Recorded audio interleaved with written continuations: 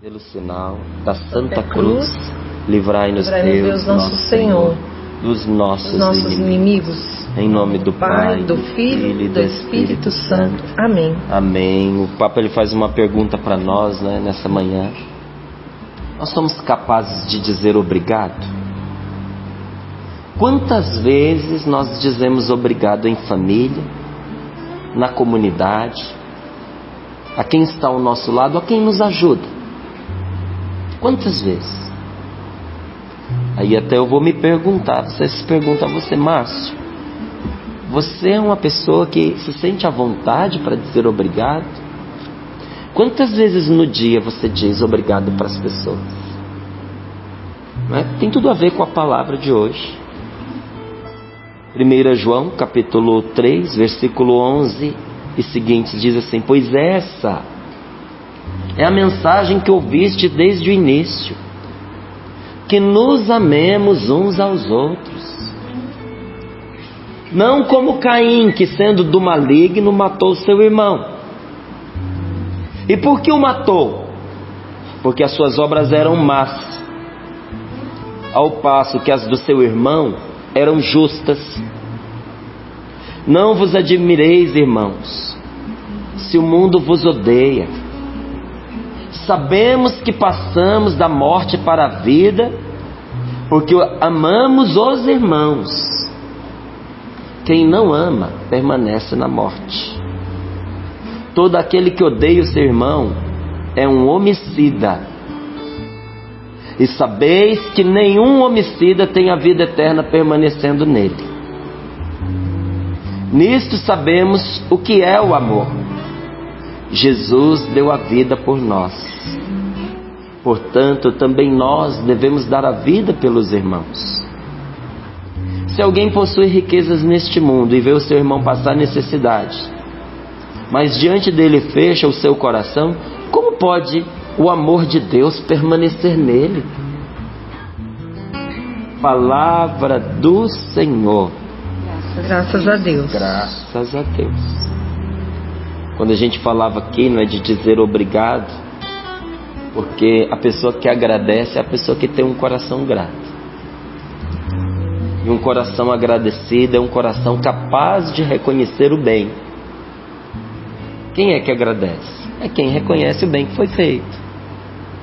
Ninguém agradece pelo mal que foi feito. Agradece pelo bem. E quando a gente reconhece o bem que a outra pessoa faz por nós, o bem que a outra pessoa é na nossa vida, a gente pode reconhecer, deve reconhecer. Quando a gente reconhece, o nosso coração se enche de amor. Reconhecer os incômodos nem é preciso, porque o incômodo por si só já nos avisa que ele está presente. Mas reconhecer o bem, isso é uma habilidade, é um dom, uma graça, mas também um talento que a gente desenvolve. Reconhecer o bem que a sua esposa é para você, na sua vida, o bem que ela te faz todos os dias. Parar de ficar olhando, o que desagrada, o que irrita, não é? O que tira o brilho do relacionamento. Porque, gente, vamos ser sinceros, todo relacionamento tem os seus altos e baixos, tem as suas luzes e também as suas sombras. Todo relacionamento, todo relacionamento tem as suas flores, mas também os seus espinhos. Esse casamento que você vive, com certeza tem muitos espinhos, mas também tem muitas flores. A gente tem que aprender a evitar os espinhos, a conviver com eles, mas evitá-los. E a olhar para as flores, a cultivar as flores, a reconhecer o bem e a reconhecer vendo-o e agradecendo por ele. Dizer muito obrigado, porque esta é a palavra que Deus quer que nós entendamos e vivenciemos nesse dia, que nos amemos uns aos outros. Amar fazendo o bem, amar reconhecendo o bem. Quanto mais eu reconheço o bem que uma pessoa é na minha vida e o bem que essa pessoa faz a mim, mais disposição eu tenho de fazer o bem a ela, de amá-la. Nos amemos uns aos outros, esta é a vontade de Deus. Não como Caim, que sendo do maligno matou seu irmão. Quem é do maligno? Quem vive para o mal, quem faz o mal. Você pode ser de Deus e você pode ser do maligno. A comparação é ruim, mas ajuda. Se a gente fosse dividir em times, né? Não é ruim por quê? Porque não é time. Deus não compete com o diabo. Deus está muito acima, infinitamente acima do diabo. Não é como se fosse dois times de futebol combatendo. Mas a gente pode entender dessa forma que vai nos ajudar. Você escolhe para que time torce. Você escolhe o time para o qual você veste a camisa. E as pessoas vão te entender daquela maneira. Se você sair pelas ruas com uma camisa tricolor, você é tricolor.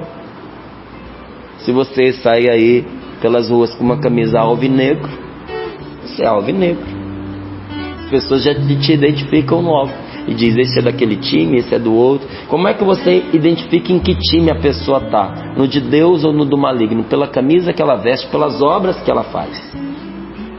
A pessoa pode trocar de time. Aliás, eu digo a você: troque de time, vá para Deus. Não é?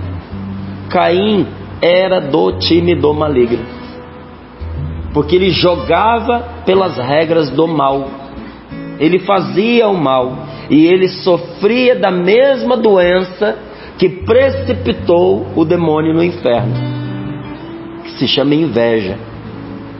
Por que Caim matou o seu irmão? Diz aqui a palavra de Deus: porque as obras dele eram más e as obras do seu irmão Abel eram boas. Por inveja do que o outro fazia. Quando nós sentimos inveja de uma pessoa, nós queremos matar a pessoa. Se a gente não maquina a morte dela, pelo menos no coração a gente tem o desejo de que essa pessoa morra, que ela desapareça, que ela nem sequer tivesse existido. A inveja, gente, é um veneno terrível, que nos incita a querer a morte do outro. Só que o veneno envenena primeiro quem o tem, quem o bebe. A pessoa invejosa está caminhando para a morte e não percebe. Mas o que é uma desgraça na vida do invejoso, né? É que ele sofre muito. Ele tem uma vida terrível, mas não sozinho. Antes dele morrer envenenado pela inveja, ele faz muita gente sofrer. E entre as pessoas que ele faz sofrer, principalmente, estão aqueles que ele mais deveria amar, os mais próximos, os que mais gostam dele, aqueles que o aguentam. Quem é que sofre na mão do invejoso? Quem está perto. Porque amando o bendito do invejoso, foi incapaz de ficar longe dele porque o ama. Por que Caim matou Abel? Porque Abel estava perto, porque Abel era irmão dele, porque Abel não se pôs longe dele, apesar de toda a maldade que tinha no coração de Caim. E eu digo a você, todos nós temos uma pitada de inveja dentro de nós, gente, que a gente precisa matar. Se você não mata a inveja, ela mata você e mata os que estão à sua volta. A gente precisa tirar esse veneno de dentro da gente. Mas que veneno, Márcio? Da gente ficar infeliz com as conquistas do outro. Sabe aquele sorriso amarelo porque o outro conseguiu que a gente ainda não conseguiu? Aquela tristeza pela alegria que o outro sente. Isso tem nome. Isso se chama inveja. E a palavra de Deus, ela vai se aprofundando. Ela vai dizendo: olha, não vos admireis se o mundo vos odeia. Não se admire se tem gente que tem inveja de você, porque isso acontece constantemente. E não seja você um invejoso. Olha, até dando um exemplo, eu não tinha percebido, mas São João manda trocar de time. Está escrito aqui, acabei de achar, olha lá o versículo 14. Sabemos que passamos, de um time para o outro. Sabemos que passamos da morte para a vida. do time do maligno para o de Deus, daqueles que fazem as obras malignas para aqueles que vivem no bem, nós sabemos que passamos da morte para a vida, porque amamos os nossos irmãos. Quem não ama, permanece na morte. Quem toma a decisão de não amar, quem toma a decisão de não perdoar, gente, se coloca debaixo de um jugo terrível, se coloca ao lado da pior companhia que existe. Que companhia é essa, Márcio? Aquela que a palavra de Deus nos diz: não deis lugar ao diabo. Não guarde ressentimento. Não se ponha o sol sobre o vosso ressentimento. Não deis lugar ao diabo. Quando você é uma pessoa que vive com ódio dentro do coração, quando você é uma pessoa que não sabe perdoar, eu gostaria de te dizer diferente, mas eu tenho uma notícia terrível para você agora. Você não está sozinho.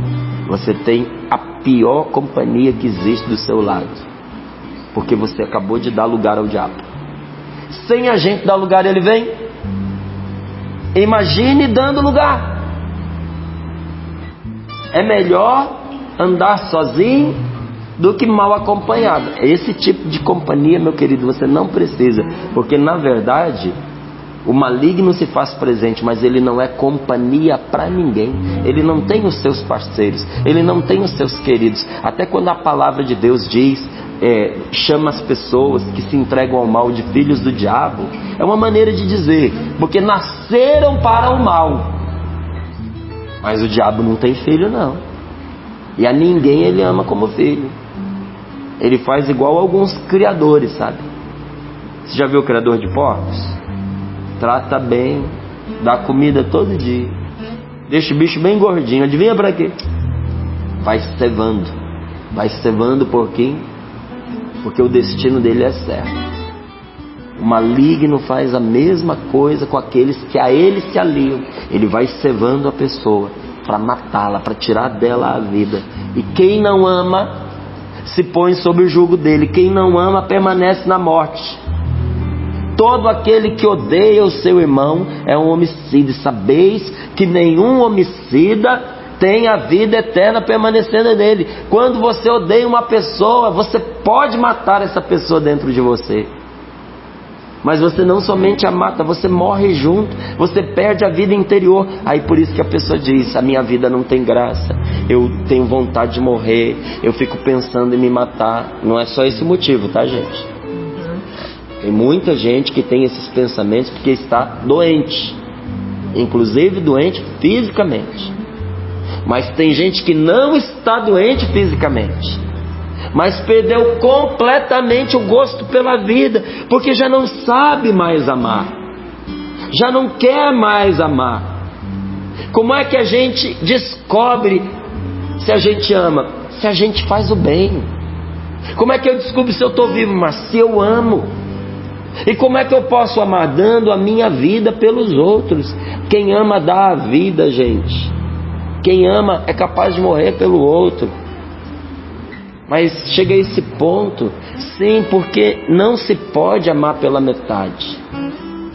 Não é possível ser bom pela metade. Ou a pessoa é boa e as suas obras são boas, ou a pessoa é má e as suas obras são más. Você já foi colher lá no seu quintal, no mesmo pé, laranja e limão? Ou é um ou é outro? Você já foi colher lá no seu pé mamona e mamão no mesmo pé? Ó, o nome é parecido. Não dá. Ou dá fruto bom, ou dá um fruto que não é bom. Ou dá fruto que dá para você se alimentar com ele, ou não vai se alimentar.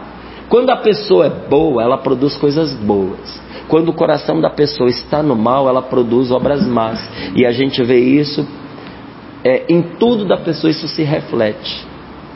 Quando a pessoa tem o seu coração contaminado pelo mal, ela adoece os olhos. Você sabia que o coração torna os olhos da pessoa doentes? Tanto que quando a gente fala do invejoso, a hora que vai retratar o invejoso é sempre um olho grande, né? Mas a inveja não está no olho, a inveja está no coração. só que ela adoece os olhos. A pessoa invejosa é incapaz de ver o bem, ela só vê o mal por onde ela passa. E não é só nas pessoas, inclusive na natureza. Você chega lá, a pessoa tem na porta de casa um ipê maravilhoso, lindo. Ela só consegue entender que aquela árvore demora o ano inteiro para dar flor, e quando dá flor suja a calçada dela todinha. Ela não consegue ver a beleza, o presente que o ipê dá para ela. Eu li o texto de um autor muito querido, ele é revoltado, porque a pessoa cortou o ipê que tinha na porta da própria casa. Ele foi lá tirar a satisfação, falou, não, sujava demais. Ele falou, me avisasse que eu vinha varrer a sua calçada. Uma vez no ano lá, que passa. Aí ele diz lá, né, em protesto, ele falou, vou mandar fazer uma árvore de concreto e pôr na frente da casa dela, porque aí ela não vai precisar varrer. E aquela beleza, e aí ele né? dizia assim, quero ver o paraíso dessa pessoa, porque o paraíso é o lugar onde a gente encontra tudo que a gente gosta. No paraíso dela não tem árvore, porque a árvore suja. Aí ele falou assim, quero ver um paraíso dela assim, de árvores de concreto, aqueles dias cinzentos. É realmente triste. Tem gente que passa por um bosque e só vê lenha para queimar. Tem gente que passa por uma terra, não é? A pessoa só vê cifrão. Não pensa na terra se vai esgotá-la ou não. Planta aquilo que ela vai colher rápido para transformar em dinheiro. Isso é terrível. A pessoa só vê benefício pessoal, particular, e que na verdade nem benefício é. Não é não. Na vida só há um modo da gente ser feliz, gente. É viver para os outros. Se você quer ser feliz, pare de viver para você mesmo. O que é viver para si mesmo? Só pensando em si. Porque ninguém me ama, porque ninguém me quer, porque ninguém me ajuda, porque as pessoas não fazem nada por mim, porque eu vivo sozinho. Por que você vive sozinho? Por que ninguém te ama? Por que ninguém te quer? Por que ninguém vem te ver? Porque você só vive para você. Chega uma hora que as pessoas cansam. Começa a ir ao encontro dos outros. Você quer acabar com a sua solidão? Pare de ficar esperando as pessoas virem ao seu encontro fazer a sua vontade. Comece a ir ao encontro das pessoas fazer a vontade delas. Vai lá, bate na porta de alguém. Márcio, as pessoas não gostam de me receber. Se é para você ficar se lamentando, chorando, falando mal dos outros, ninguém quer, nem eu quero. Não bate na Entendeu? Não bata na minha porta. Muito obrigado, Paulo. Agora, vou recusar alguém que está vendo eu lá, dando um duro danado, bate na minha porta e diz, olha, eu vim aqui te ajudar. Eu já vou até falar para minha esposa, amor, bate aquele suco geladinho, faz aquela saladinha de frutas gostosas que você sabe fazer, lembra aquele shake delicioso, faz lá para nós. Um dia eu fiz isso, fui pedir a um marceneiro para me ajudar, né? Ele me conhece, é meu amigo, fui pagar. Disse, não, gosto de você, isso eu vou fazer para você de presente. Aí eu falei pra Rose, vamos preparar uma coisa bem gostosa aqui pra ele. Quem faz o bem recebe o bem. Ixi, é verdade. A Rose preparou um shake, Paula, que você precisa de ver. O cara foi embora perguntando quando ele podia voltar pra tomar de novo. Olha lá, não é? O bem que a gente faz retorna pra gente. Na vida só tem um jeito da gente ser feliz, é fazendo os outros felizes, é viver para os outros. Você gosta de uma pessoa? Pergunte o que ela está precisando. Atenda a necessidade dela. Márcio, o que ela mais precisa é dinheiro. Isso eu não tenho. Então ela tem outras menores. Você vai poder ajudar. Não é? Vá ao encontro da pessoa. Faça o bem. E agradeça quando você receber o bem. Agradeça, porque é muito difícil a gente continuar ajudando gente mal agradecida. Por caridade a gente faz, mas é difícil demais você ir ajudar de novo aquela pessoa que não reconhece que você faz por ela. E às vezes até por uma medida pedagógica, para ensinar a pessoa a ser melhor, a gente nem pode ajudar. Tem horas que a gente tem até que se perguntar se o que a gente está fazendo realmente ajuda ou atrapalha a pessoa, porque tem uma hora que a gente precisa ajudar a pessoa a pensar. Então olha, a condição essencial para a felicidade é ser humano, é a gente ser humano, é a gente ajudar as pessoas, é a gente trabalhar em função das pessoas, ajudá-las.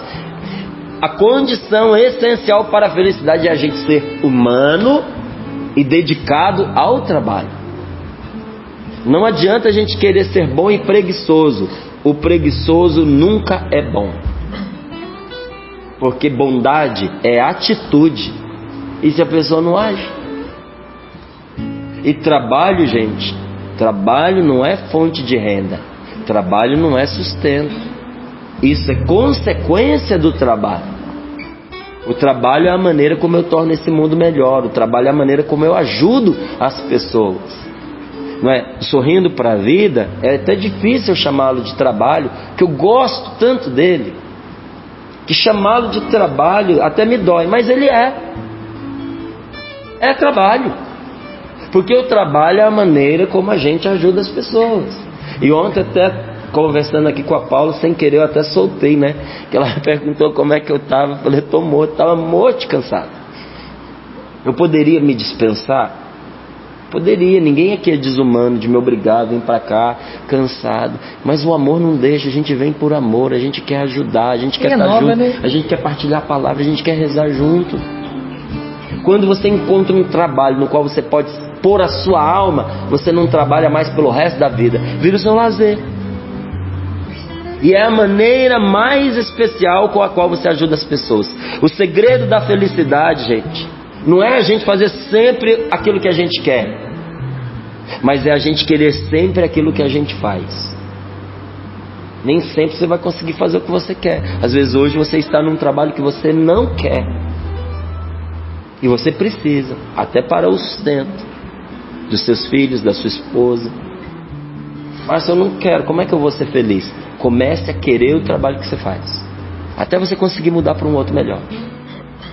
Porque se você for para o seu emprego detestando estar ali, você será detestado. As pessoas não vão gostar de você, e você vai fazer mal todas as coisas, e isso vai fechar as portas para você. Até aqui na Canção Nova tinha uma época que a gente fazia isso, né? Enquanto a pessoa não aprendia a gostar do trabalho dela e rendia ali, ela não mudava de setor, lembra? Lembro bem. Né? Era um jeito até da gente ensinar. Você quer mudar? Eu quero. Então aprenda a fazer bem isso aqui, porque se você não faz bem aqui, ninguém te quer em outro lugar. A gente não sabe se você vai fazer bem lá. Então a pessoa tinha que aprender a ser boa ali onde ela estava. Não saía, não. Olha, era uma pedagogia também. Tem as pedagogias da vida, não é? Se o seu coração é grande, meu querido, nenhuma ingratidão vai flechar você, não vai. Tenha um coração grande. Se você tiver um coração grande, nenhuma indiferença vai cansar você. Mas a pessoa é indiferente a mim, mas o seu coração é grande, passa por cima dessa indiferença. Mas se essa pessoa é tão ingrata, você não tem ideia. Eu casei com um homem ingrato, eu casei com uma mulher que não reconhece o meu esforço. Coração grande.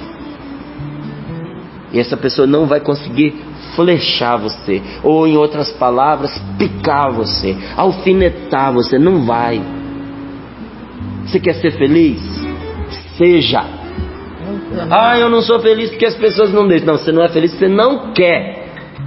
Porque se você se decidir, Deus vai te dar tudo que você precisa para a sua felicidade. Mas você precisa se decidir. E o caminho está aqui. É amar os outros. É dar a vida pelos outros. E isso só você pode fazer. Ninguém vai poder fazer no seu lugar.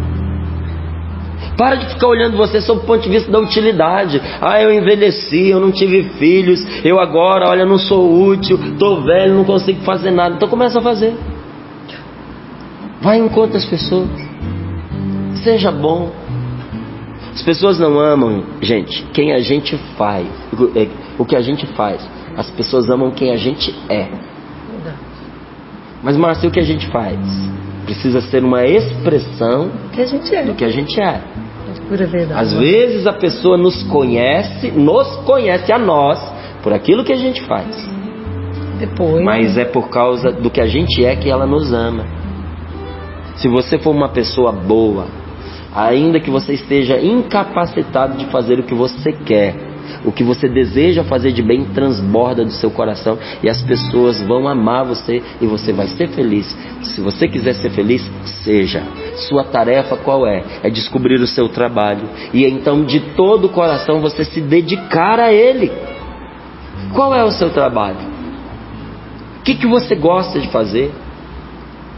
Talvez você precise pedir ajuda, que alguém ajude você a descobrir o que você gosta de fazer. Comece a perguntar para as pessoas o que elas acham de você, o que elas acham que você gosta, não é? No que você se daria bem. Pergunta para quem gosta de você. Essa pessoa te conhece, vai poder te ajudar, porque todo mundo tem um dom, e quando você age segundo o dom que Deus lhe deu, você é feliz. Hoje, vindo para cá, eu estava ouvindo, né, os passarinhos lá fora, e aqui tem muita maritaca, gente, sabe? O canto dela não é tão bonito, né? Mas é alegre. Ela é ardida. As maritacas, eu tenho que ter coração grande. Casalzinho, né? Elas fazem uma festa. Tem que ter coração grande, as maritacas, né? Aí elas gostam de falam bastante, né? Isso que é maritaca, né? Eu digo pra Rose que elas vão primeiro visitar os parentes, então elas falam na frente da janela de quem fala muito. Vai cumprimentar os primos, não é? As maritacas, gente, de manhã, olha, quase dão cãibra na língua de tanto que elas cantam, do jeito delas.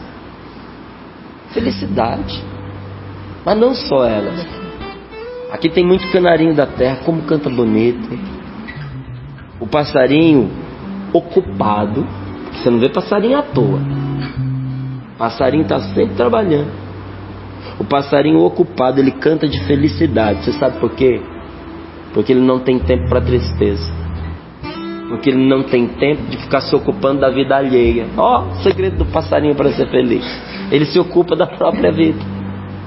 Ele se ocupa da vida alheia para fazer o bem, para construir o ninho, vai preparar para o filhotinho o seu canto. Deus fala conosco por meio da natureza. O passarinho alegre canta de felicidade porque ele não tem tempo para ficar triste. Se ocupe de coisas boas. Mas do que? A palavra de Deus nos manda hoje: se ocupe dos outros, de amar os outros, de fazer o bem para as pessoas. Como, Márcio? 17, olha lá. Se alguém possui riqueza neste mundo e vê o seu irmão passar necessidade, mas diante dele fecha o coração, como pode estar o bem nessa pessoa? Como pode estar o amor de Deus nessa pessoa? Como pode estar a presença de Deus nessa pessoa? Não dá, não combina. De outra forma, São João está dizendo assim: você quer ter a presença de Deus no seu coração? Aprenda a abrir a mão e ajudar quem está precisando de você. Trabalhar é transformar o amor em algo que se pode ver. Na Canção Nova a gente trabalha muito, porque a gente precisa transformar o amor de Deus em algo que se pode ver. Não foi isso que o Sorrindo para a Vida tantas vezes fez conosco, fez comigo, fez com você? Você um dia sintonizando aqui o canal, você pôde ver o que antes você não via: o grande amor que Deus tem por você. A Canção Nova não fabrica o amor de Deus, mas a Canção Nova transforma o amor em algo que se pode ver, em algo que se pode ouvir, em algo que se pode assistir, em algo que se pode tocar. Um dia venha aqui tocar as obras assistenciais que a Canção Nova tem. Nossa, isso faz diferença. São tantas, gente, são tantas, e tão boas, e comoventes. E não é para aparecer, não. É porque se nós temos Deus, a gente tem que melhorar o lugar onde a gente está. E isso é uma missão que eu assumi para mim. Se Deus está comigo, eu tenho que tornar mais bonita a sala em que eu estou, a casa em que eu moro, o coração da pessoa que convive comigo. Eu tenho que cercar de beleza o meu redor, porque Deus é belo e Deus é bom.